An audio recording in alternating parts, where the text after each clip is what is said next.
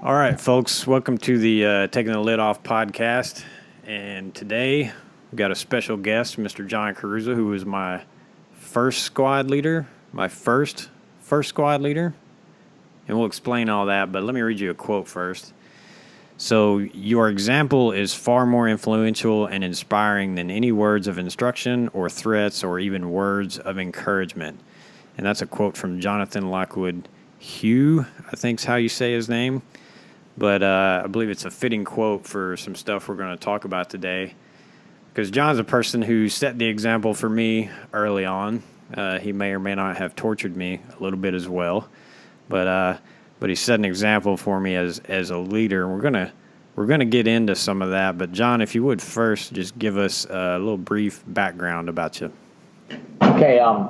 Obviously, I'm John Karuza, Chad's first squad leader, assigned to Beano, 2 Panther, 82nd Airborne Division, the infantry. I did 20 years in the infantry, did airborne, obviously 82nd Airborne Division, 2 tours there. Second one is when I met Chad. I served in the first of the 509th, the OP4 in airborne infantry, the world's premier opposing forces unit attached to the JRTC. That originally we started out Little Rock, Arkansas. Went on over to Chaffee where we did our actual rotations missions. Did that for 3 years, and we moved on down to Fort Polk, Louisiana, the current home of the 1st and 509th Joint Readiness Training Center. I also served in the light infantry in Panama in Alpha Company 587 at Fort Clayton prior to Just Cause, or Just Because as everyone calls it. And then a tour in Germany. I did the mechanized infantry, so clankety clank, went to little toy tanks. I did the 113s over there, Schweinfurt, Germany, and we actually were one of the first units to transition to the Bradley infantry fighting vehicle, and wound up leaving the Army as a drill sergeant when I retired out in 03. Yeah, so I remember you getting orders to drill, and I remember a bit of frustration when you got those orders. I think you went wild that night on the drop zone. I think it was a day, and you came out because I think we were out at Camp McCall. We were playing Op 4, and you'd gotten drill orders, and you didn't seem too happy about it. And we were just playing Op 4, so it was nothing serious. And I'm pretty sure you took off on your own that night. No, you know what? I tell you what, Chad, that's like years ago. I remember we had that good mission. It was kind of stupid. We were hunting down the scouts. And, I mean, the funniest thing is when they want us to play the Op 4, they always want us to play by the, X and X position, go ahead and die, while they're out there. Not, Right. You know me more than a minute. I'm like, nah, that's not real world. So, if you're talking about the Renegade Run, that was at Fort Polk, Louisiana, when we first hit the ground. Are you sure you're not talking about that? No, this was at Bragg, because I'm pretty sure it was the day or close to the day you got orders for drill. I don't know. See, you got me on that one. That was many years ago. Yeah. Nah, I can't remember that one. So I may get you on another one here. I wanted to. That's all right. I wanted to bring up something. So John was my first squad leader in the Army period, and I say first squad leader because we were first squad, first team. And so a little background on me. So I graduated basic training with stress fractures in both my shins. I went to airborne school before I should have, and I wasn't healed. I graduated airborne school with stress fractures in both my shins. Did not feel good at all. And I went to RIP, to the Ranger Indoctrination Program, and because I had a Ranger contract, still with stress fractures. And obviously I made it like a week into that, and those 5-6 minute mile runs with stress fractures were just not going to happen for me. And before I was healed, they sent me to the 82nd in Fort Bragg, North Carolina. And so I showed up to the unit broke.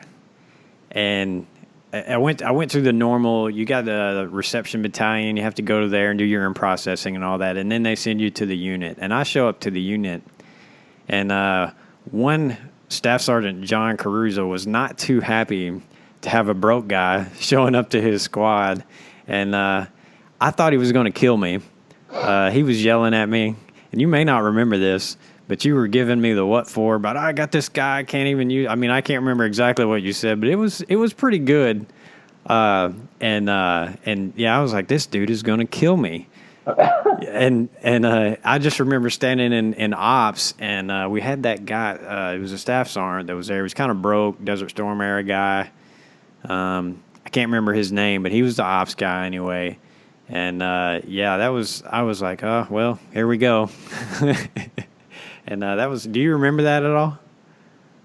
Vaguely, I'll be honest. Vaguely, I don't. It probably was because, as usual, first team we're always short, and you know, you're trying to get people obviously to use to get operational. It's like, well, here you go. You know, here you go, Sergeant Cruz. I'm like, really? You got to be kidding me? Yeah, you know?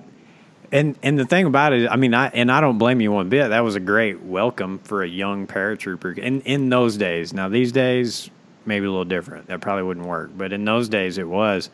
And so one leadership lesson there though is as much as you gave me the what for, then it was a 4-day weekend. It was either a 3 or 4 day weekend, and we got in the barracks room, and I got assigned a barracks room there or whatever.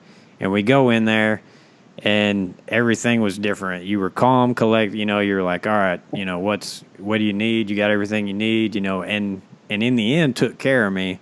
So I knew then, like, everything was going to be all right. And not that I don't remember it shocking me or anything. You know, it was just like, well, here we go. It was what I expected, more or less, in those days.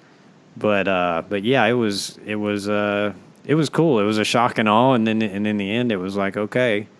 You know, are you good to go? So you showed me that you were going to take care of me in that moment, more or less, and that's valuable too. I think as a leader, like that's one thing that I used later on too, not just from that, but learning from other people too. You know, you can tear a guy down, but there's a point where you go, okay, man, here's the deal, and I think I think you were like that quite a bit, if you remember at all being like that. Yes, that was me.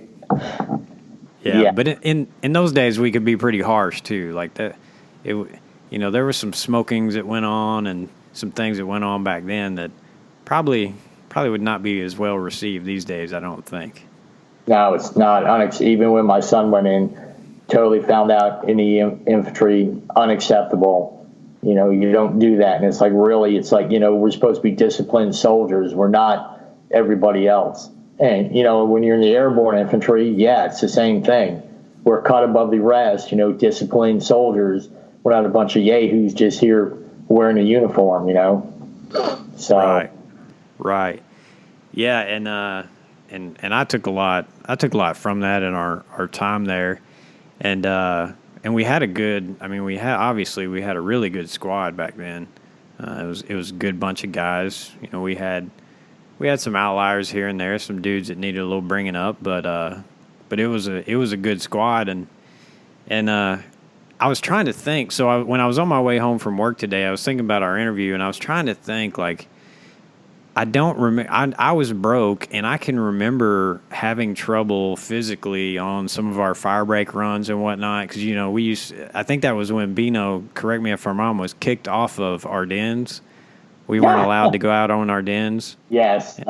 And yeah, so kind of a background there is in the 82nd, you have Ardennes Street, and that was, back in the day, that was where all the units ran and did physical training, and you called cadence and everything. And the company that I showed up to was not allowed to run on Ardennes Street. And can you give me background on that? I don't remember maybe the exact story.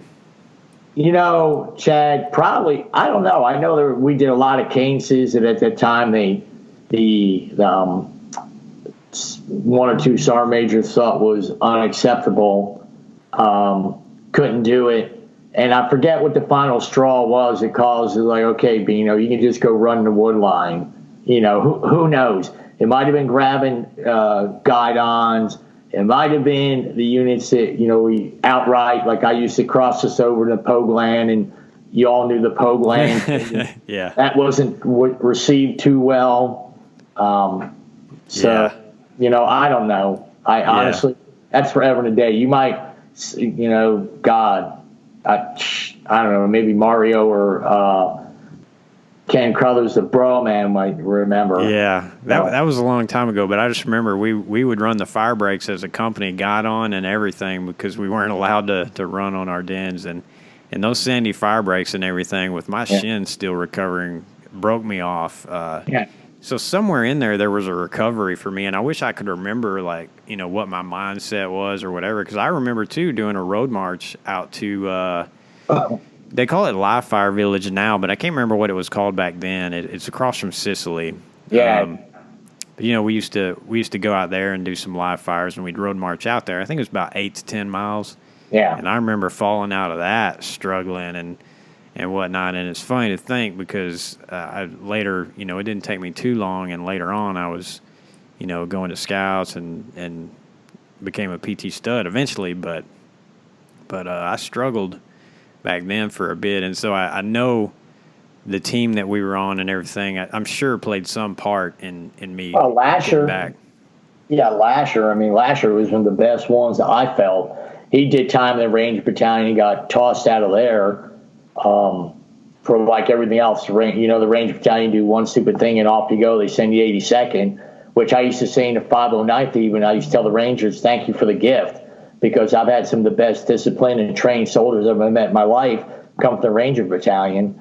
So, yeah, Lasher did a lot of mentoring and helping with you as well. He was a great asset having him.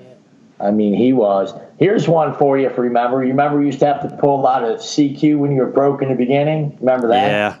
Yeah. And you were kind of, demoralized about that, and I just explained to you. I was like, like anybody else, go, listen, man, everybody's going to do their part, and we'll do what we can. I was just telling a friend of mine about it. I said, hey, man, I remember I went and talked to First Sergeant, and we had a little drug deal. Was, hey, man, as long as he's hurt, he can pull the duty, because they were whining about that. Was people, even though they were injured, or as we'd say, broke dick, obviously, they pull duty. And I mean, I remember talking and say, listen, dude, it'll work out in the end.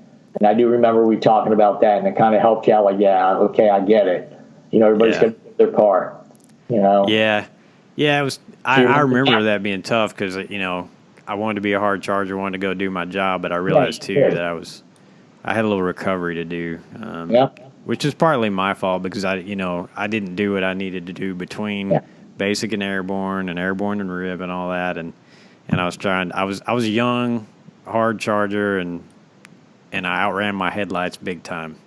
But you're not the only one. You know that. We've all of us, and now a lot of us are paying the price for it, for not going to sick call, or doing the right thing, and we push our bodies above and beyond. So right. So yeah, and that's something that I think civilians hear about, but they don't necessarily understand about this, because I want civilians to have takeaways here too, and that's a big thing.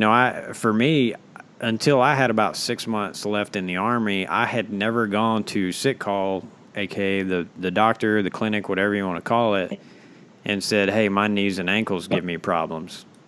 But I jumped out of airplanes for 20 years and did all the 82nd Airplane Gang, routine of running 4 days a week, rucking 1 day a week, and all that. So, yeah, clearly I had some issues there, but it never even dawned. I remember I went to the doc and was like, hey, doc, you ain't going to fix this, but I just need this to be in my medical records. We got to check my knees and ankles out, because, I mean, it obviously, you do that much that long, you're going to have issues. So, and I wasn't smart enough to hold back in my young days, obviously. Yeah, you did, like most of us, Yeah. So the big thing that I want to talk about here is, as far as leadership lessons, is the time in Haiti.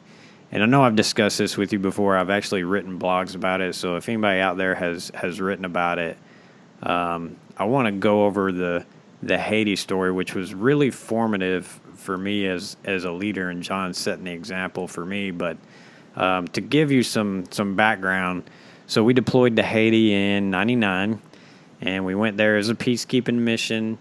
There was things going on like building schools, medical help for the Haitians, all that kind of stuff. And we had Camp Fairwinds and Camp Kinzer. And Camp Fairwinds was where we stayed, right? And one of the rotations we had, we would do QRF and some different things, but one of the rotations we had was doing guard around Camp Fairwinds there. And it was, I can't remember how many guard towers, maybe 6, 7, something like that. Yeah. 1, 2, 3. I think it's 5. It was 1, 2, 3, 5. Might have been 5. I think it was 5. Yeah. 5 or 6. Trying to remember. It was probably like 5, if I think about it, because you had like 3 front, a couple back, and you had the drive gate, I think. Yeah. But anyway, and you could see, when you're in the guard towers, you could see just about the whole camp. It was not very big, just to kind of paint a picture. It was right next to the airport, right off the runway. And so we had these guard shifts, and they were 8 hours. And that was probably when I began my hate for guard shifts, because I hated standing there for 8 hours. I had to do it later in Afghanistan at some points. Hated it then too. But 8-hour guard shifts, and it was not the easiest thing. It was not the hardest thing in the world, but it was not the easiest thing. You stand there, you're one person in the tower, unless you were down at the vehicle gate, and then you had 2. And I've got some good pictures of John from back then that I'll share too, but I'll have those on my Facebook or Instagram. And so one of the big things was changing out guards. So what would happen is John was a sergeant of the guards, since he was a squad leader, and our squad was not big enough to man all the towers. So we would get augmented by Delta Company guys or weapons squad guys. And the funny thing was, those guys always wanted to be with our squad because they knew that they would get taken care of. And that's kind of where I'm going with this. When we would do guard change out, we would drive around the Humvee. We would get in the tower. The other guard would get out. And, John would continue replacing all the guards. Well, when we would replace these guards, I replaced them. They were asleep. We had coolers in every tower that were supposed to have drinks in them and whatnot to help you stay awake, hydrated, whatever, whether it be bottled water, canned Cokes, whatever. Those things would always be empty, water floating in them, not refilled at all. Radios would be dead, batteries not replaced when they needed to be. And I'm not going to call anybody out here because there's clearly somebody wasn't doing their job. But John would go around and he would drop us all off, and then he would come right back around and make sure he switched out all the coolers, either switched them out or got them filled, took them and got them filled. I think you probably had a pretty good relationship with the KBR folks there, and I don't know, maybe here in a minute, maybe you can give some more insight on that, but you always came around and filled up the coolers with ice and drinks, and then we would eat in the towers as well. So when it came time to eat, we always had these plates mounded with chow. I mean, you would have dessert plates and a paper plate with if they had 2 main dishes and a ton of sides, you were getting all of it. It was all together. There was no doubt that John was going to make sure you had what you wanted to eat that night. And then obviously the things he took care of as far as bringing us extra batteries, replacement batteries for the radios, all that kind of stuff. So for civilians out there, it may sound very little, but when you're a soldier, you're deployed, you're in an environment like that, especially a warm climate like that, having those coolers refilled, having drinks in there, having good chow, all those things were enormous for us, and that's why people wanted to be with First Team, because they knew that they would be taken care of. So do you remember all that, John? Yeah, I do. I remember it. I remember also, Lasher, funniest thing about he definitely liked to eat, and he was always talking about ice cream with dessert. And all of a sudden, it's like, all right, we're going to get ice cream. So that one day I was like, all right, smart ass, I'll pull your shift in the tower and you go get it. So yeah, he scored ice cream, and after that, they kind of became our thing too. It was a good, valid point. You're right. I was bringing you food. I said, yeah, man, I've been in the tower. It sucks ass. You're out there. It blows. You want to make your troops as comfortable as you can. Come up, talk to them, bullshit with them. Whatnot. Because 8 hours is 8 hours. So yeah, and it was just development of talking to KBR people and getting stuff for your troops. I mean, going in there and doing what needed to be done to get you guys taken care of. I mean, that's part of being the leaders. The way I was raised, and the leaders we had in Bino were always like that. And the NCOs I knew were always, hey, man, soldiers first. You know, First Sergeant Johnson, I don't know if you remember him, probably before your time, you were Smith. But, you know, First Sergeant Jay was always, you know, men first, mission always. So you kind of learn to get that mindset and stay with it. You know, take care of your troops. You know, they are yours. Be responsible for them. Treat them right. You know, you got to lead them in combat. You want them to have confidence that they're going to follow you. You know, as it said. You know, that's the way it goes. So that's what I do in Haiti. Yeah, and you know, on your point of keep it. So I remember the night shifts. I could watch when we were on night shift. I could sit there and watch because you could see the whole camp again, and I could see John's Humvee going to a tower. He'd get out, hang out there for a bit. You know, he'd be chit chatting. Next thing you know, he's going to the next tower, and you were just making rounds and chit chatting with guys, helping them stay awake, stay interested. You know, whatever. It was Haiti. It was not. You know, it was not a combat zone. It was a peacekeeping mission. And did we need to be vigilant? Absolutely, and we were. But at the same time, you know, it could be pretty boring, especially at night, because nothing went on at night there. And I mean, just that little. It may sound like little stuff, but for us, it was big stuff. And that was the example that was set. You know, and that's a big deal. That echoed with me throughout my career. Obviously, you it's something that you know, but you take care of troops, and you really. To me, that's the kind of stuff, John. I don't know if you think of it this way, but what I've always termed is leadership capital. And when you do those kinds of things, you build leadership capital. And so if I would have done anything John asked me to do, if we would have been in combat together, we would have taken down whatever we need. If John said we need to do it, we would have done it because I trust him, because he took care of us on the little things. So I know on the big things, he's going to take care of us as well. You know, so if that makes sense to you and to the listeners, like you build up that capital so that you know, like, this guy's going to take care of me. So I'm going to follow him into hell if I have to, right? Yeah. I mean, that's how you have to be. Yeah, that's the idea. I mean, that's the way my leaders were from day one.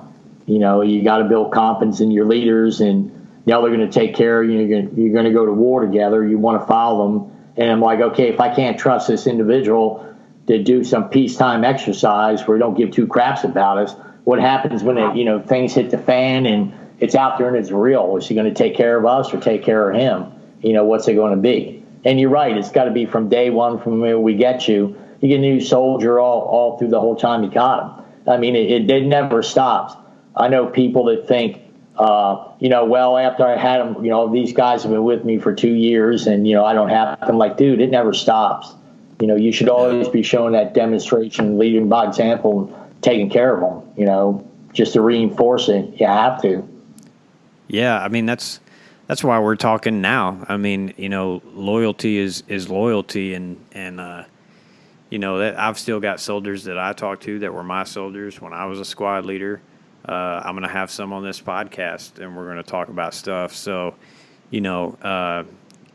it stays together. Now I've got a lot of leaders too that I could care less to. I hope I don't ever see them in a dark alley. I've had those experiences as well, which also helps shape you. But for me, I think starting off with a good leader like yourself was huge for the Army, because people that go in the military now, retiring was a big deal for me. Staying in for the career and retiring is a big deal. You got that pension, you've got that little bit of security blanket. It's not going to make you rich, but you can live.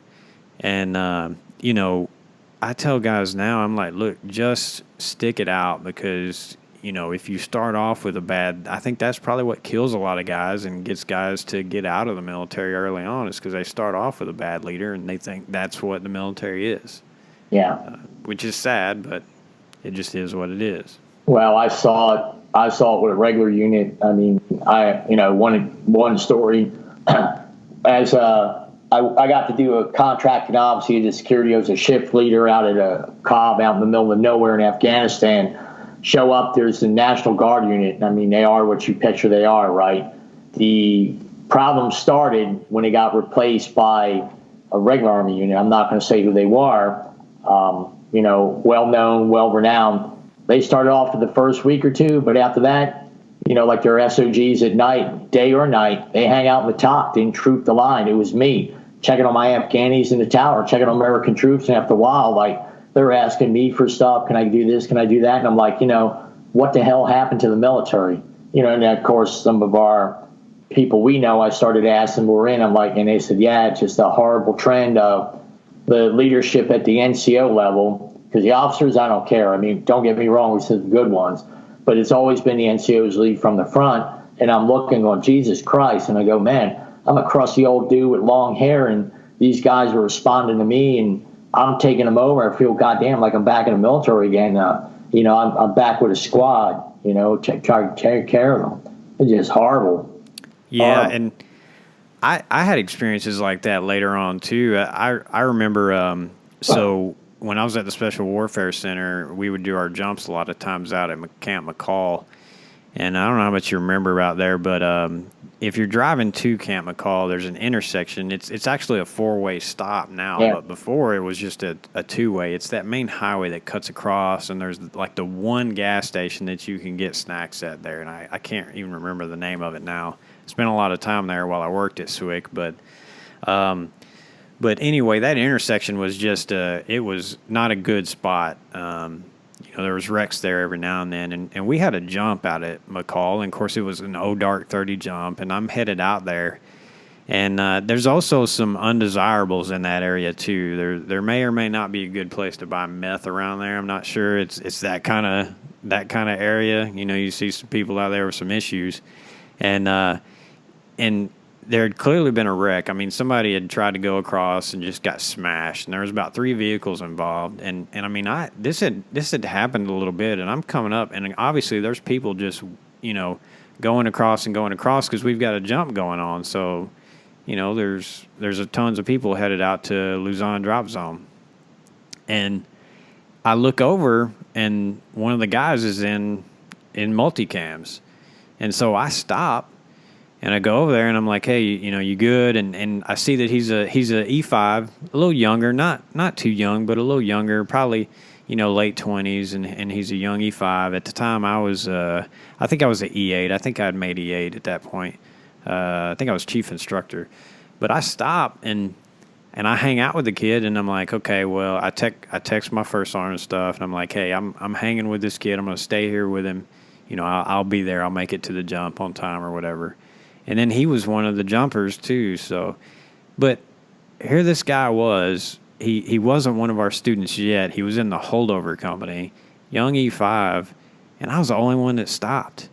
And I mean, you're talking a ton of senior NCOs and different people just driving by. And I stopped with him. I stayed with him. We got his stuff out of his vehicle, put it in my truck so that we could, because his vehicle was done. I mean, it was being towed and everything. Yeah. And man, I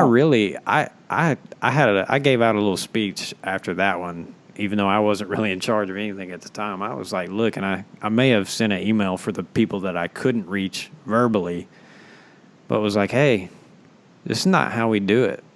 Like, we have to take care of each other. Like, the guy had a wreck. He's an adult. Can he take care of himself? Yeah, but we all know that was a bad area too. So, man, don't leave a guy there to take care of himself. We take care of each other.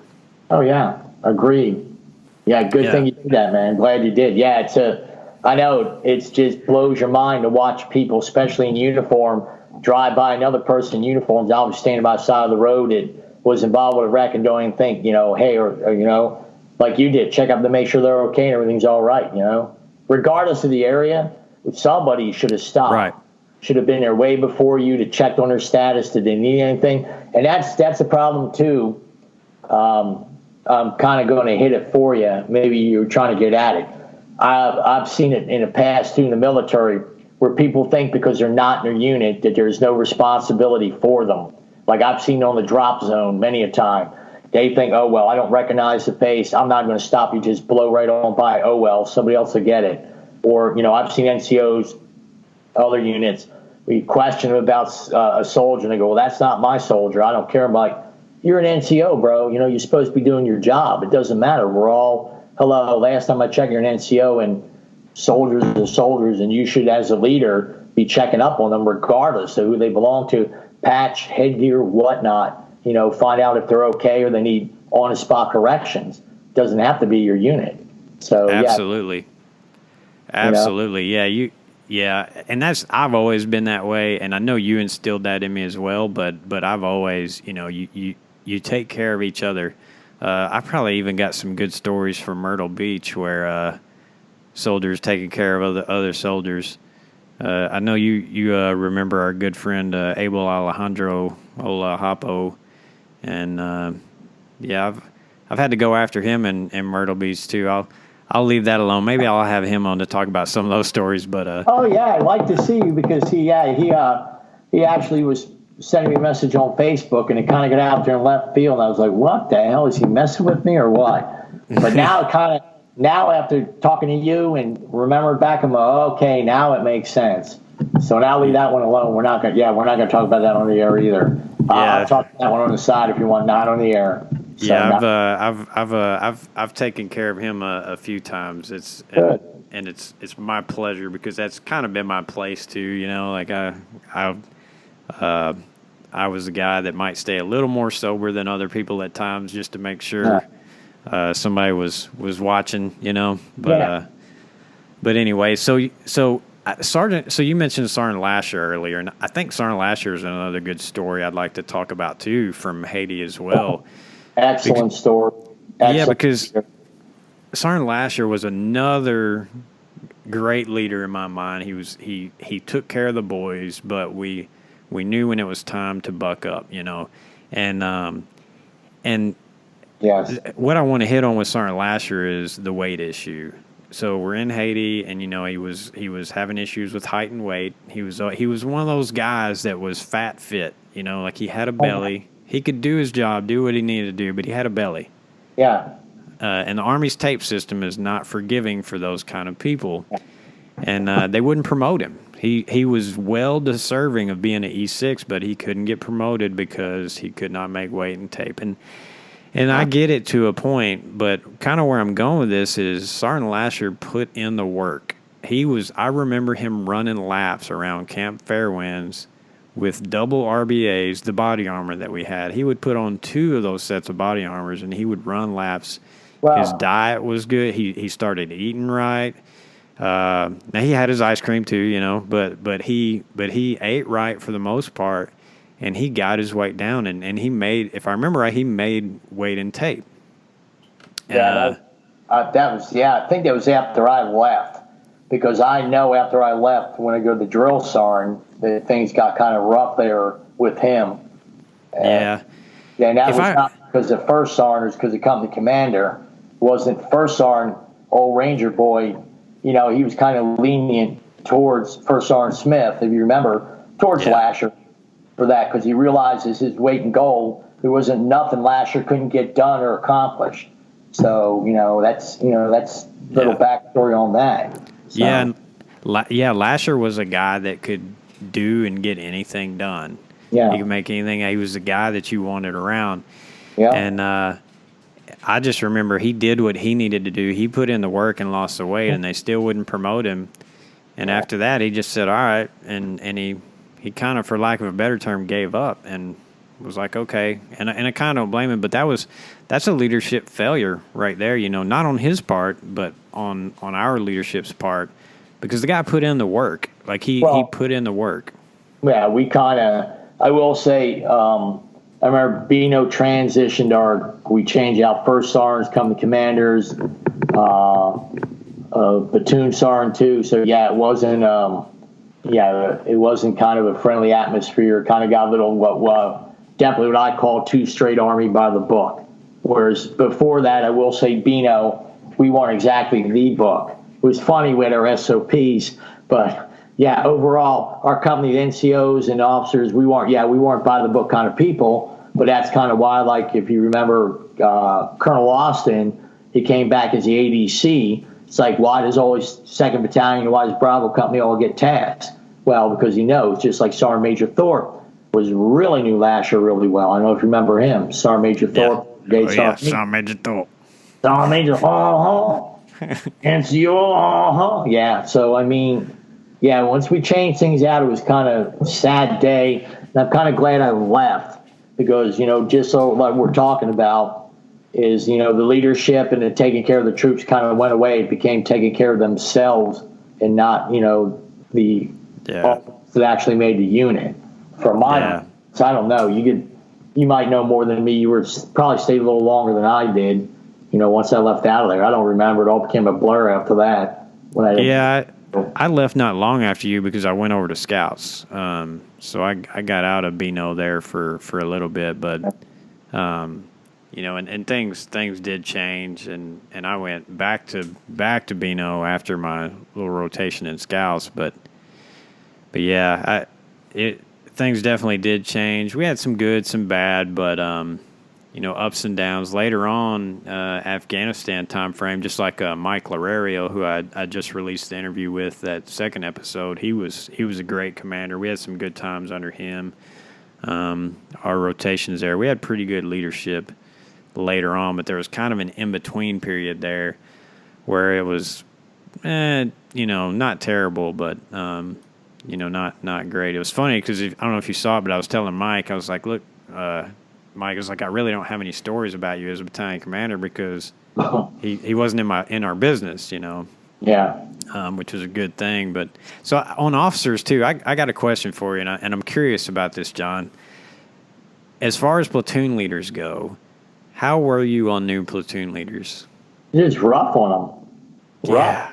They were like adolescents, and I've always said that. I kind of got myself in trouble with the interview out here and talking about the OK symbol, and one of the local guys that did a radio thing, and I said, listen, man, I'm sorry, NCOs always lead the way, officers, whatnot. I said, they have and always will be just kids. They really don't grow up and mature to lieutenant colonels, and colonels go, well, thank you very much, bye. Click. Hung up after that. So, yeah, it was rough on them. And do you remember who's always had the job to basically babysit them, who we always used to have to harp on? Do you remember whose designated assignment it was? Probably not. I don't remember. It's always, if you always remember, because we had Lay and what the hell was it before that? In your platoon, right, as a squad leader, even a platoon sergeant, you couldn't babysit the platoon leader 24/7. They were like kids. So you always had the sharpest and the best E4, but was one of the ones was undisciplined, not be afraid to say, hey, sir, that's the stupidest thing. What the hell are you thinking? And if he got insistent, then they come find one of us. So we, as a squad leader, especially in a weapons squad, I always wanted the sharpest, smartest E4 to be with the platoon leader. Yeah, it's supposed to be his RTO, but in reality, he was like the overwatcher of them. They kind of try to mentor and guide us and let us know when he's gone down a broken path. Hey, Sergeant Karuza, hey, you got a couple of minutes, you need to come over and talk to the PL because he wants us to run across the road buck naked. And try to tell him that's not tactically sound, but he's dead on doing it. You guys, it's, hey, man, you guys got to deal with it in the platoon sergeant. So, yeah. But, yeah, platoon leaders, I treat them with respect. But, I got to a point, I'm like, listen, sir, all that stuff they teach you in these schools, and even, West Pointers were the worst ones, which I had a story about a West Pointer if you got a couple minutes on that one. I was like, listen, this is the real world. You need to listen to us. We've been here. We know what's going on. I understand it's going to take a while to build rapport and trust, but at least be open-minded because some of these places they went to, they told them when you get there, you don't listen to your NCOs. They're going to try to manipulate her, this, that, and the other thing. And some of them, they poisoned their minds before they even got to us.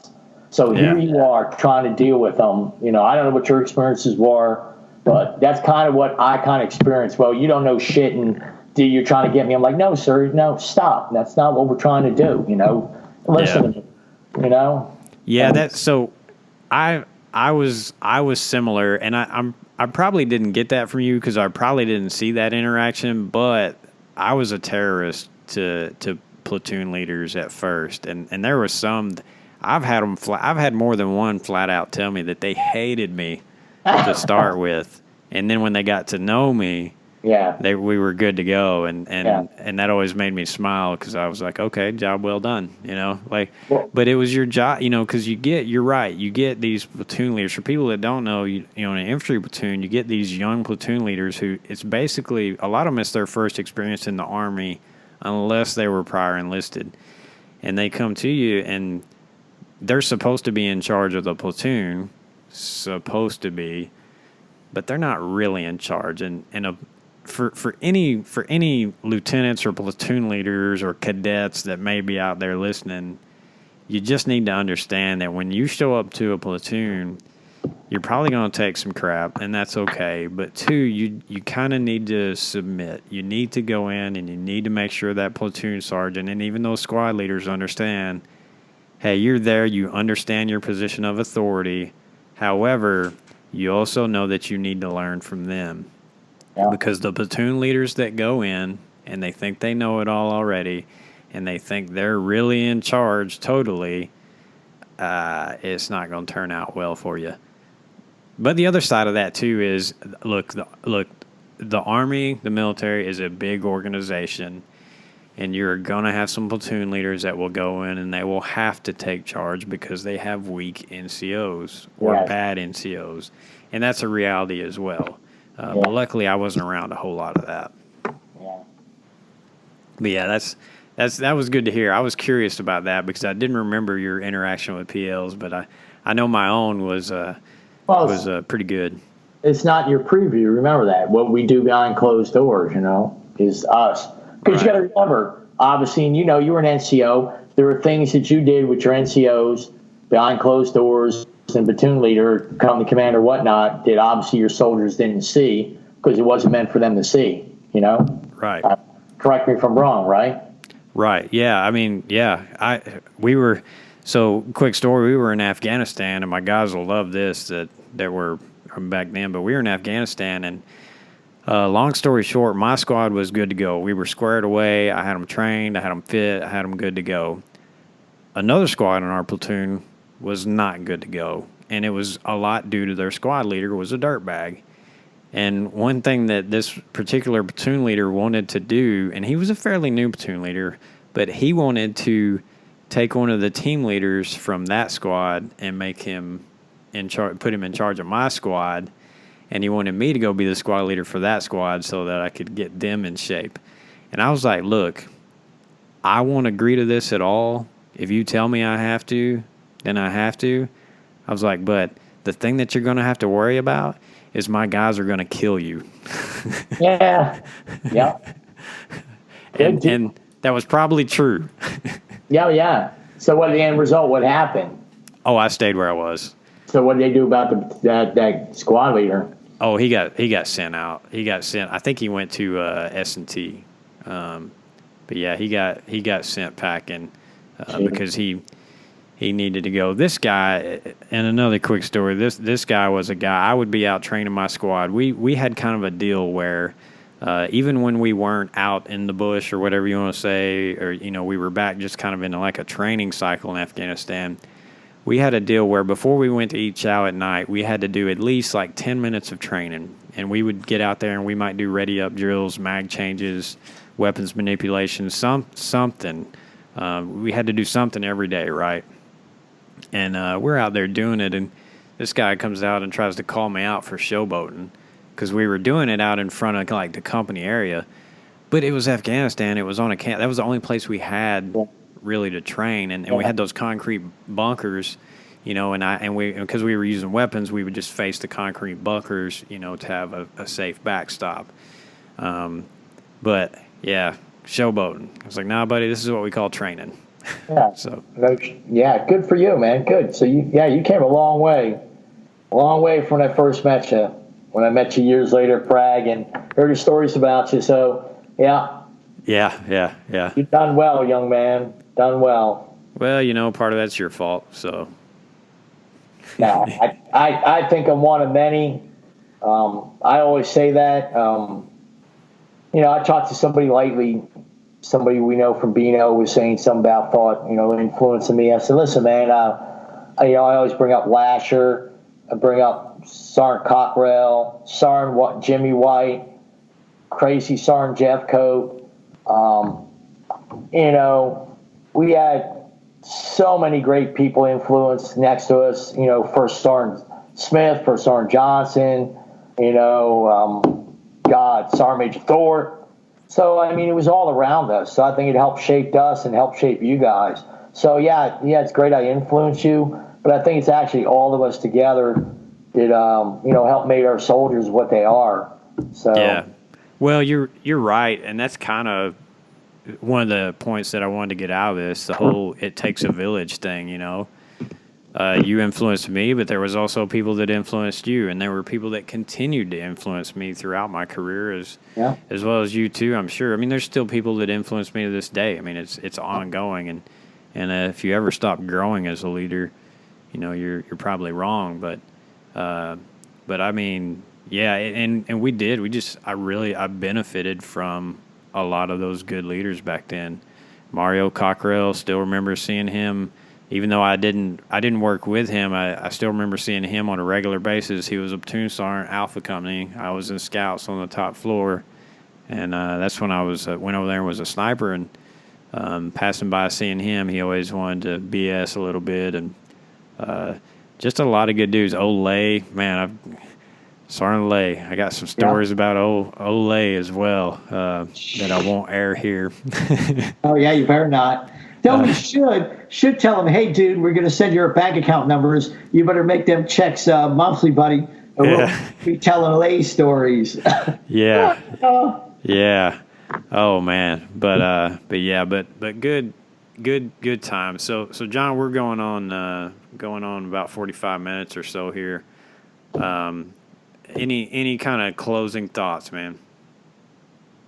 Jeez, it's just, I just tell everybody, live every day to the fullest because you never know what you're going to have. We all got demons from our time in the military. Get people to help you out. I'll tell you one of the things I didn't realize, you talk about leadership, kind of lacked for a while, because when I got out, man, I kind of lost touch, went about my own way, did this and the other thing. Now I'm getting back in touch with everybody. And one of the hardest things is to see some of us that are just damn struggling every day. And, it's that leadership thing. It's like, damn, you tried this, tried that. And it's kind of frustrating because, like you said, it continues to be a leader of those we served with that you want to help them, and, you're asking others and we're all like, man, don't know what to do. Yeah. What do we do for each other? But, at least we're trying. I will say that, we are trying to take care of each other. So I say take care of each other as best you can, kind of roundabout way, I guess. So. Yeah. And that's a tough question to answer. Like, what do we do? Because we don't have the tools we once had. We're not in the close proximity that we once were.